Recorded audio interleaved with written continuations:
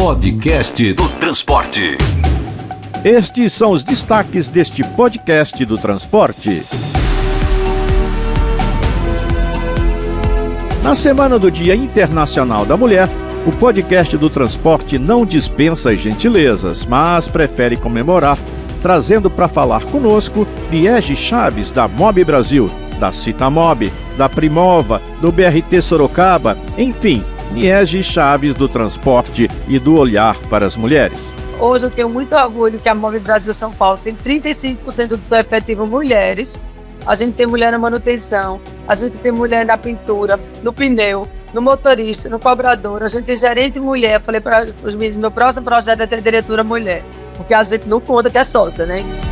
Liege Chaves fala também sobre tocar um projeto completo, desde a infraestrutura, com o BRT Sorocaba. Você entrar no terminal lá em Sorocaba, você vai ver ar-condicionado nos banheiros, você vai ver televisões de formando horário, porque faz parte do padrão de qualidade, um nível de terminal diferenciado. Então, assim, o projeto Sorocaba realmente é um projeto vencedor, que o último corredor, a fase 3, inaugura agora, começo de abril, e aí, a partir daí, a gente está com um projeto consolidado, um projeto de 130 ônibus, e estamos indo buscar outros projetos como esse no Brasil. A novela da licitação do Sistema de Monitoramento e Gestão Operacional do Transporte Urbano em São Paulo tem novos capítulos, mas promete seguir adiante, como conta o advogado Guilhermo Glassman. Como os valores envolvidos são muito altos, centenas de milhões de reais, essa diferença de competição com apenas 2 empresas vai significar um percentual de elevação do preço final, vai significar um prejuízo de dezenas de milhões de reais para os concessionários Petrans, por um serviço que eles poderiam conseguir por um preço mais barato. Estão abertas as inscrições para o prêmio FETPESP de Comunicação e que traz o desejo do setor de se comunicar melhor com a sociedade, como conta Luciana Herkovics. Chegou a hora da gente falar.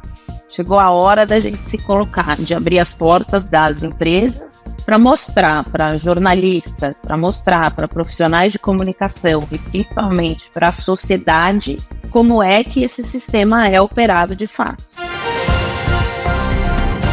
Eu sou Alexandre Pelege e este é o podcast do Transporte.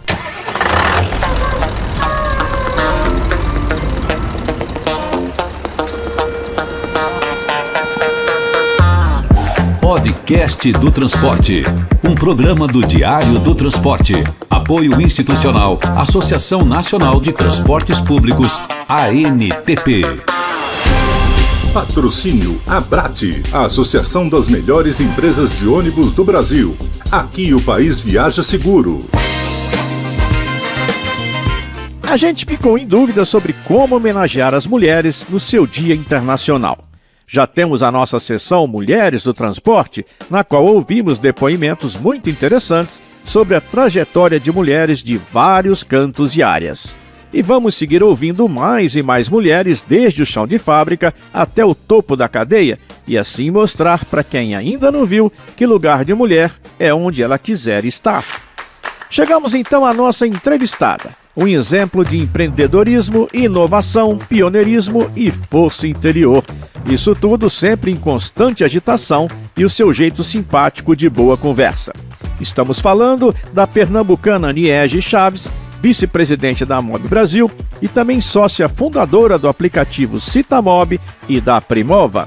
Todo dia esta mulher arretada, ou da pá virada, dependendo da região onde está, coordena 5.000 funcionários e transporta mais de 500 mil de passageiros espalhados por Recife, Sorocaba e São Paulo.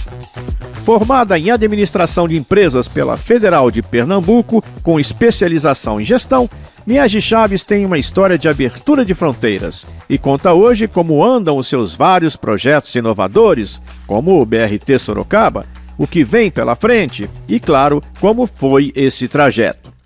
Minha história do transporte começou quando eu tinha 18 anos, eu morava em Recife. Eu sou a filha mais velha de 3 mulheres. Meu pai tem empresa de ônibus, quando eu entrei numa garagem de ônibus eu me apaixonei pelas pessoas. Eu gosto muito de contato com gente. Então, ali era meu ambiente. Eu entrei na garagem com meu pai e nunca mais eu saí. Então, fui crescendo, fui mecânica na garagem, montei motor A366, fiz revisão embaixo de carro, saída de frota, já fiquei no CCO, já controlei, na época era Tacomax, para poder controlar a velocidade. Fui da época do Vale Transporte de papel. Apesar de ser herdeira de negócios na área de transporte, deu já para ver aí que a Niege passa a quilômetros de distância do tipo berço esplêndido. Mas a VP da Mob Brasil entende também que isto dá uma colchoada na maneira como foi recebida em um setor tradicionalmente masculino. Bom, tá certo que a personalidade da própria Niege Chaves ajudou muito. Quando eu comecei a trabalhar com ônibus, eu ia para reunião lá em Recife, só era eu com 20 anos, 22 anos e só homem. E eu sempre falava assim, meninas, eu tô aqui para aprender, então as pessoas da gente.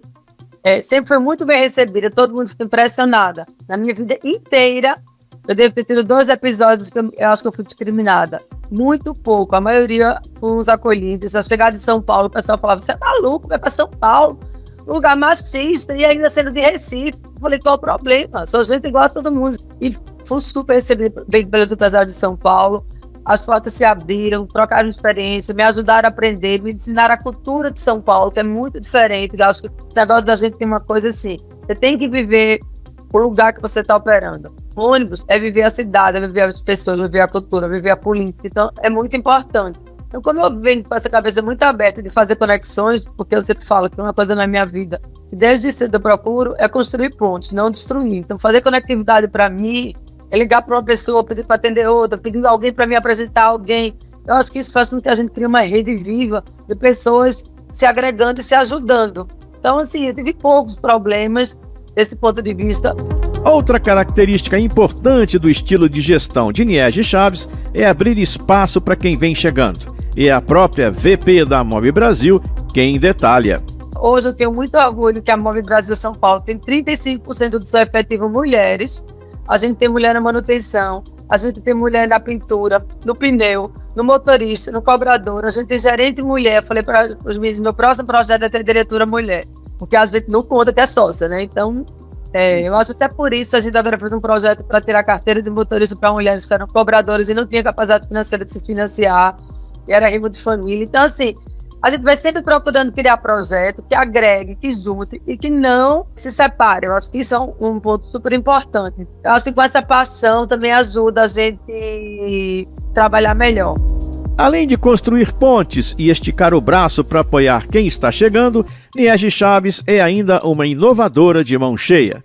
Ela esteve por trás da Citat, empresa de tecnologia para transporte criada em 2007, e vendida em 2019 para um grupo canadense. É também sócia proprietária do aplicativo Citamob, que tem mais de 3 milhões de acessos diários e presença em mais de 350 cidades do Brasil. Depois veio a PagMob, que é um hub de venda de bilhete através de aplicativo, e uma terceira empresa, a Unic, que faz a integração de vários sistemas para criar cidades inteligentes. E tudo isso atua debaixo do guarda-chuva de uma holding chamada Primova. Muita coisa? Mas a Niege Chaves avisa que não para por aí. Hoje são nossos 3 braços, estamos olhando algumas startups também, mas nossa ideia é também fazer parceria. Então a gente faz muita parceria com empresas que já existem, a gente já faz negócio junto. PopTbus é uma empresa que a gente já faz negócio, integra dados.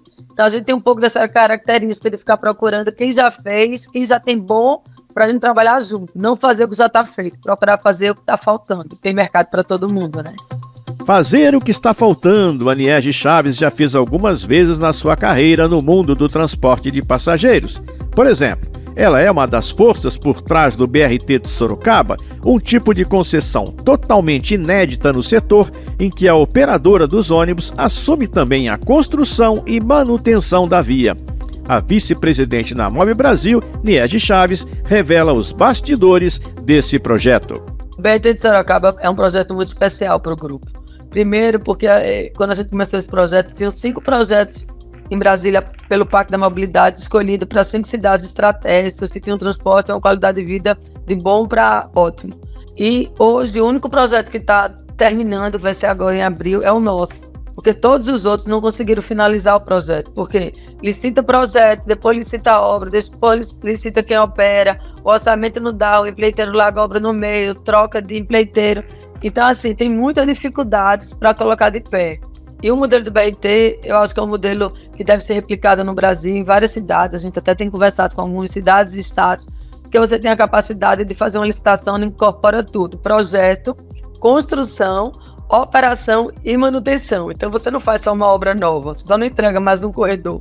Você entrega um corredor que vai ter um padrão de qualidade excelente, porque você pode ser penalizado até 4% do seu faturamento se a manutenção não estiver bem feita. Então, você entrar no terminal lá em Sorocaba, você vai ver ar-condicionado nos banheiros, você vai ver televisões de formando horário, porque faz parte do padrão de qualidade um nível de terminal diferenciado. Então, assim, o projeto de Sorocaba realmente é um projeto vencedor, que o último corredor, a fase 3, inaugura agora, começo de abril. E aí, a partir daí, a gente está com um projeto consolidado, um projeto de 130 ônibus, e estamos indo buscar outros projetos como esse no Brasil. O investimento dessa iniciativa chegou a 450 milhões de reais, cobrindo desde os projetos de desapropriações, implantação da infraestrutura, até o ITS, que é o Sistema Inteligente de Transporte. E a iniciativa privada bancou cerca de 70% desse total, com o restante vindo do governo federal e mais uma participação da prefeitura. Tudo isso embrulhado em uma concessão de 20 anos. Agora, ouça aí o que a empresária Niege Chaves disse para o podcast do transporte sobre o futuro de empreendimentos desse gênero. A gente tem discutido bastante o que precisa melhorar para poder multiplicar esse projeto. Então, acho que tem uma parte que é falta de prioridade política, falta de marco regulatório para que a gente possa seguir. O outro lado também é a questão dos empresários. A gente também, como empresário, precisa sair da zona de conforto da gente para ir para um outro movimento. E esse movimento de obra é um movimento muito complexo. E a gente que fez, eu falo direto, eu tenho um trauma até hoje de ver concreto na minha frente e medida de asfalto. Porque é muito difícil fazer obra, é muito difícil fazer desapropriação. E a gente faz uma obra com todo cuidado, porque é aquela obra que eu digo assim, é a casa que a gente vai morar. Eu não estou fazendo uma obra para construir, vender e ir embora, não. Eu vou ficar lá 20 anos. Então, cada detalhe, até do jardim, a gente está preocupado em fazer. Então, acho que isso termina mudando um pouco a cabeça do empresário de ônibus convencional, que só era ônibus, catraca, motorista, cobrador, para ter uma visão mais ampla do negócio. E tem um tempo, um projeto desse tem uns 2 anos a 3 para ser feito, do começo até o final, para começar a obra, então não é tão rápido. E às vezes a visão é muito imediatista. Mas hoje eu já vejo vários empresários conversando comigo, procurando informação, indo visitar e querendo desenhar modelos parecidos no Brasil. E a gente tem visto algumas cidades onde a gente está disposto a fazer investimento na infraestrutura e o empresário local fazer a operação. Então, eu também estou conversando em alguns lugares para saber se dá para fazer um bem bolado e a gente levar esse conhecimento de infraestrutura junto com a capacidade operacional de quem está na cidade, que eu acho que esse é um valor que ninguém tira. Ninguém tira também essa energia boa dessa nova geração, disposta a sair da cadeira, ir entender, aprender, participar e contribuir para assim mudar o futuro do transporte de massa no Brasil. E mulheres como Niege Chaves estão na linha de frente dessa nova mentalidade. Podcast do Transporte. Patrocínio Abrate, a Associação das Melhores Empresas de Ônibus do Brasil. Aqui o país viaja seguro. Podcast do Transporte. Apoio Transdata. Conectar caminhos é o nosso propósito. Criar tecnologias a nossa especialidade. Prodata Mobility Brasil. Mais de 30 anos de experiência trazendo soluções inteligentes de tecnologia da bilhetagem. BRT Sorocaba, uma conquista de todos. Podcast do Transporte. Será que o SMGO da SP Trans vai sair do papel? Calma, nem precisa chamar a Podpedia, que eu destrincho esta sopa de letrinhas. Se você acompanha o podcast do transporte, sabe que estamos de olho na contratação do Sistema de Monitoramento e Gestão Operacional, um grande projeto de modernização do transporte urbano de passageiros que a Prefeitura da capital paulista quer colocar para funcionar desde 2019. Então, vamos atualizar. A SP Trans retomou a licitação depois de uma interrupção desde o mês passado para responder a várias tentativas de cancelamento e questionamentos até do Tribunal de Contas do município. A resposta da SP Trans ao TCM repete a decisão de eliminar várias empresas que tentavam participar da licitação, o que inclui as que assinaram também uma representação que pede ao Tribunal de Contas suspender a licitação. Resumindo, a SP Trans disse que as empresas que estão chiando não têm as certificações necessárias, ou porque não apresentaram ou porque foram recusadas. Então, segue o jogo. Será mesmo? O podcast do Transporte voltou a falar então com o advogado Guilhermo Glasman, autor da representação junto ao Tribunal de Contas de São Paulo contra o edital da SP Trans, e que ainda aguarda a resposta do TCM. Mas já analisa as respostas da SP Trans. A postura da SP Trans basicamente foi reativa, simplesmente negou de uma forma até lacônica as questões que foram apresentadas. É lógico que muitas das questões que foram apresentadas estão relacionadas a esse processo de certificação e homologação, porque foi isso que afastou as empresas. Tudo isso e ainda apareceu um termo novo que não constava do primeiro edital. Trata-se da palavra amostragem e quem esclarece é o advogado Guilhermo Glasman. Basicamente, a SP Trans chamou para conversar numa sala essas empresas interessadas e pediu que fossem feitas determinadas funcionalidades de sistema e simplesmente entendeu que a forma como foi feita não atendia ao que eles queriam, dentro de uma subjetividade muito ampla. Então, as empresas elas têm dificuldade até de explicar as razões pelas quais a SP Trans não procedeu à homologação de algo que já havia sido certificado por empresas especializadas. Na manifestação da SP Trans perante o Tribunal de Contas, a SP Trans menciona que o que foi feito na homologação foi uma amostragem, que eles poderiam fazer uma amostragem. Mas aí, gente, o advogado Guilhermo Glasman lembra que há jurisprudência no Brasil que seria um impedimento para essa mudança feita pela SP Trans. A jurisprudência de tribunais de contas é bastante detalhada sobre como deve funcionar um processo de amostragem dentro de uma licitação. É preciso que o edital preveja a amostragem, explique como vai ser feito, quais vão ser os critérios que vão ser observados, como vão ser observados, como vai ser dada a nota para dizer se atendeu ou se não atendeu. É necessário que todos os concorrentes possam ver a amostragem dos demais ocorrendo para que haja uma certificação por terceiros de que a coisa está sendo feita de forma correta e não as escondidas. Nada disso ocorreu nesse caso. Então, a própria SP Trans chamou aquilo que ela fez nesse momento de homologação de amostragem, e isso deixou ainda mais evidente que houve sérias irregularidades formais nesse processo. Daí que agora a gente pode falar de amostragem e explicar o porquê que a forma como foi feita não está de acordo com a jurisprudência pacífica. Agora, o advogado Guilhermo Glasman diz que as respostas da SP Trans não atendem aos questionamentos da representação junto ao Tribunal de Contas do município de São Paulo e que vai voltar à carga. Uma vez que eles mesmos trataram a questão como uma amostragem no âmbito da manifestação feita pelo Tribunal de Contas, nós vamos reiterar o nosso pedido de sustação do edital perante o Tribunal de Contas, que ainda não foi apreciado, e nesse pedido nós vamos detalhar as irregularidades formais, comparando o comportamento da SP Trans nessa fase de homologação técnica e explicar o porquê é incompatível com a jurisprudência dos tribunais de contas brasileiros. Resumindo sua posição, o advogado Guilhermo Glasman diz que não enxerga no momento qualquer sinal de beneficiamento de empresa A ou B, mas que acha difícil que outras empresas que prestam este mesmo serviço em vários lugares do mundo não sirvam para fazer isso em São Paulo. A gente não tem nenhum indício de algum tipo de interesse específico da SP Trans, beneficiar alguém de forma individual, etc. Mas essa desorganização, a forma como uma coisa foi conduzida, excluiu da possibilidade de apresentar preço às maiores e mais tradicionais empresas desse mercado. Essas empresas que foram afastadas são empresas que prestam serviço em diversos lugares no Brasil e no mundo. Então é difícil imaginar que sejam empresas que não teriam condições de atender São Paulo. E como os valores envolvidos são muito altos, centenas de milhões de reais, essa diferença de competição com apenas 2 empresas vai significar um percentual de elevação do preço final, vai significar um prejuízo de dezenas de milhões de reais para os costos da SP Trans, por um serviço que eles poderiam conseguir por um preço mais barato.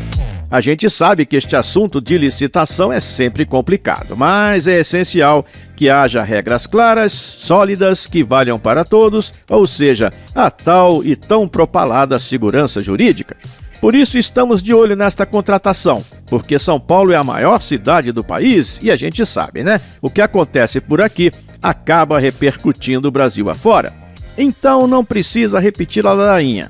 Regras claras ajudam a trazer investimentos de fora e incentivam os empresários daqui a colocar a mão no bolso para aumentar seus negócios. Tudo isso sempre fiscalizando o uso do dinheiro público. Podcast do Transporte. Reconhecer e inspirar.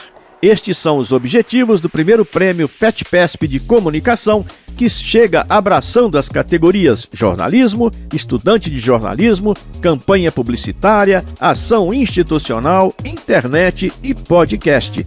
E é a Luciana Herkovics, da Federação das Empresas de Transporte Coletivo de Passageiros do Estado de São Paulo, quem explica pra gente. A gente quer que os jornalistas, que as empresas, que os publicitários olhem para o setor de transporte de passageiros como um setor que gera temas para serem discutidos, falados. É uma maneira da gente mobilizar esse tema dentro da sociedade, dentro desse círculo de profissionais de comunicação. A proposta de mobilização criada pela entidade paulista chega com incentivo de R$20 mil para o primeiro colocado de cada uma das 6 categorias do Prêmio FETPESP de Comunicação. O segundo lugar levará outros R$10 mil, com a terceira colocação de cada categoria ganhando um troféu e um certificado. A iniciativa tenta estabelecer uma nova ponte entre a sociedade e o setor do transporte de passageiros, com foco em aspectos às vezes esquecidos nas pautas jornalísticas, porque costumam ficar muito presas àquelas crises permanentes de uma indústria de serviço tão vital e que transporta tanta gente todo dia num país imenso e cheio de dificuldades. Nesse sentido, Luciana Herkovics até faz um pouco de um meia-culpa em nome de um setor que nem sempre entendeu ele mesmo o seu papel como prestador de um serviço público. Hoje existe uma exigência da sociedade de ouvir aqueles que operam qualquer tipo de serviço ou fornecem qualquer tipo de produto. Então, é a nossa vez, talvez um pouco atrasados, de nos colocarmos como protagonistas e que é um negócio privado dentro do meio público. Então, chegou a hora da gente falar. Chegou a hora da gente se colocar, de abrir as portas das empresas para mostrar para jornalistas, para mostrar para profissionais de comunicação e principalmente para a sociedade como é que esse sistema é operado de fato.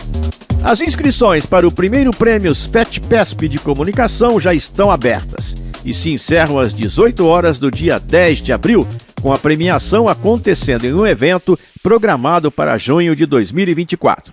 E a gente deixa no ar o convite da Luciana Herkovics. Fica aqui a minha convocação para todos os profissionais de comunicação dentro dessas categorias que tenham já trabalhos realizados ou que tenham interesse em realizar trabalhos com o tema mobilidade, que participem desse prêmio de comunicação, porque é uma maneira de engajar, de informar e se tornar agente de mudança da informação sobre mobilidade, sobre o transporte de passageiros aqui no estado de São Paulo.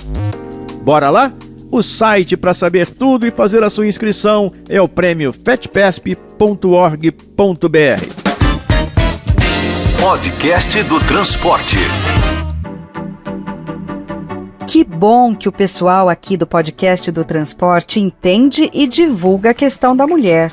É sobre respeitar, reconhecer, apoiar, e não só nos transportes, mas em toda a sociedade. E lá ia eu fazer discurso aqui, mas isso é necessário para algumas pessoas que não entendem, em número cada vez menor, ainda bem. São boas pessoas, mas aprenderam a lidar com mulheres em outros tempos. Uns tempos em que era natural dizer que lugar de mulher era na cozinha e achar que a gente não tinha competência para funções mais importantes. Olha, pode mudar de opinião que não vai doer. Você pode até, às vezes, ter pensamentos daqueles antigos, mas tenha certeza que eles não te representam mais, viu? E que a gentileza e a educação não saíram de moda, tá? Vou descer aqui. Muito obrigada, motorista! Este é o Podcast do Transporte, um produto do Diário do Transporte, da OTM Editora e da ANTP, Associação Nacional de Transportes Públicos. E eu sou Alexandre Pelege e agradeço sua atenção e sua audição. Em meu nome, de Adamo Bazani, do Diário do Transporte, também de Marcelo Fontana, da OTM Editora e dos colegas da ANTP. Produção toda onda com uma saudável maioria de mulheres. Fátima Mesquita no texto, Letícia Patu, Mari Camargo e Marcela Senise na produção e Meg Vicente, que nos empresta sua voz. E sempre com a cabeça de Respeita as Mina, o Luiz Henrique Romagnoli na direção e o Lala Moreira na edição. Gostou? Se você gostou, faça mais uns cliques e compartilhe nosso link. Comente, curta, clica no sininho, distribua o nosso conteúdo, siga nosso canal no YouTube e em nossas mídias sociais. Este seu movimento vai melhorar o transporte. O podcast do transporte agradece este empurrãozinho. Até o próximo!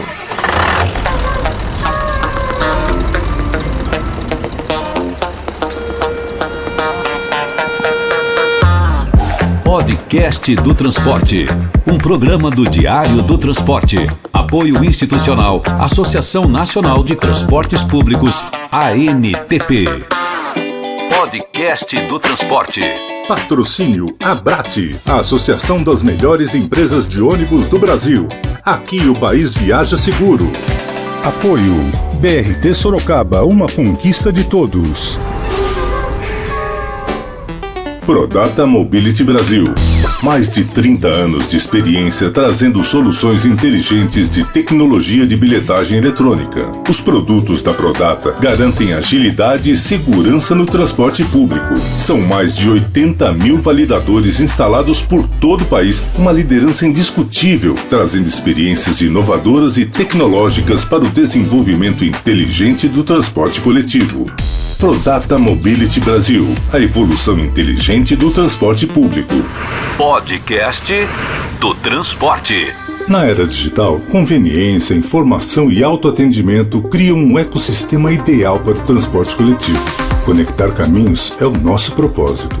Criar tecnologias, a nossa especialidade. Somos a Transdata. Vamos juntos? itstransdata.com. Podcast do Transporte.